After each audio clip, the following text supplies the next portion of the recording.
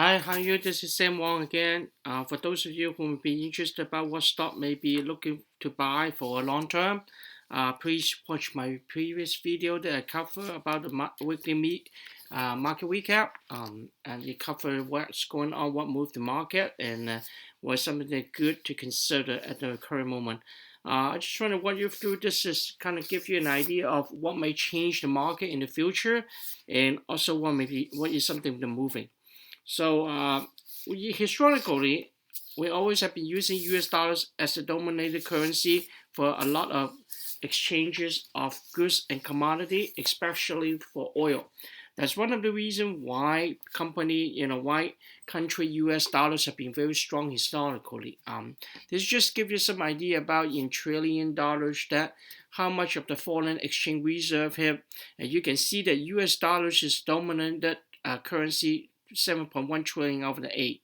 And then euros, next, and actually one Chinese currency has not been a very dominant currency, but there's something maybe changing is that Chinese government indicated that have been working with Saudi to discuss about future oil trading, and you will be using the dominated currency of yuan, which is a Chinese currency dominated currency. The dollar robust status, it had to go back to reserve currency owed much to the strength of U.S. economy. It also derives from the dollar ample liquidity, which is partially a result of country maintaining pool of dollar reserve to buy oil. The links was started in early 1970, not long after President Richard Nixon decoupled the dollar from gold. In 1974, Washington has struck a deal by which Saudi Aramco could buy U.S. Treasury bill before they were auctioned. In return, Saudi Aramco would sell its oil in dollar, not only engaging in large currency liquidity, but also using those dollars to buy U.S. debt and product. But this may be changing now, and the game it could be a game changer in the future too, and demonstrating the Chinese actual growth and get stronger and how to push and getting the economic growth. So that's also one of the reasons why, even though Chinese stock have been really crash the way using it from the peak to 10% valuation, which then push it back to next. For those who pay attention to my video again, can watch back for the detail. Last 3 days, it actually have gone up most of the stock by 100% of Chinese stock.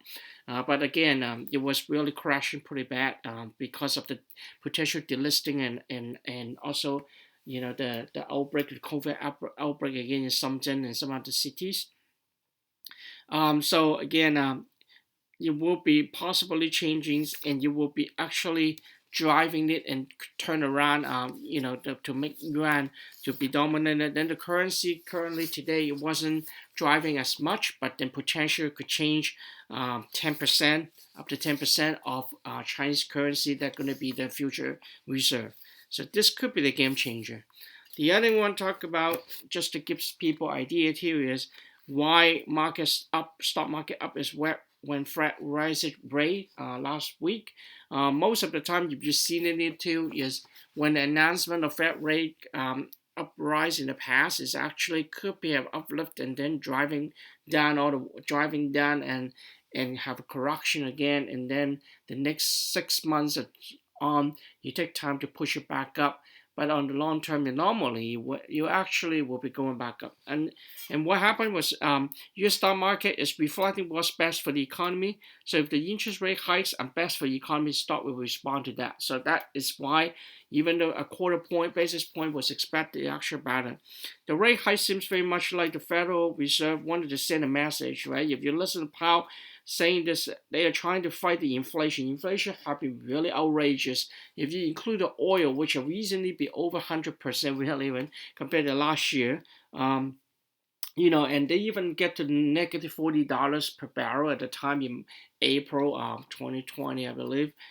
So that was actually April 2021. That was actually what happened was that they're trying to fight the oil prices, to drive the futures. So a lot of people who are actually trading lost a lot of money because of that, especially in Asia market where they have a timing zone differences. So that is actually explaining to you that they have the determination and try to do that and balance it between the full employment and 2% inflation target. Monetary tightening means the Fed believes the economy is on solid footing, which is a good thing at the end of the day. Mike Luperant, Managing Director Investment Strategy for E-Trade, told CNBC.